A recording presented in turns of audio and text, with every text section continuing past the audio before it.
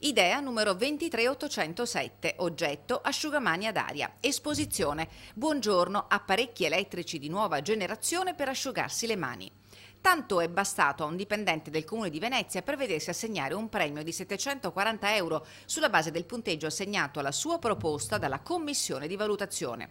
Questa è solo una delle 508 idee vincenti che 697 dipendenti hanno presentato all'amministrazione Brugnaro e per le quali sono stati distribuiti 426.000 euro senza che vi sia stata una verifica delle performance e in assoluta mancanza di rispondenza con la legge e con il contratto nazionale.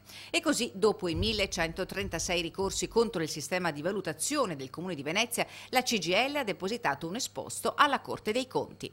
Speriamo che la Corte indaghi in fretta, faccia il suo lavoro e riesca a dimostrare quello che noi abbiamo denunciato, cioè che c'è un danno erariale, una distribuzione di risorse pubbliche senza nessuna valutazione meritocratica e senza nessuna trasparenza. Il dossier presentato alla stampa oggi è solo una parte della corposa documentazione allegata all'esposto che evidenzia una serie di paradossi.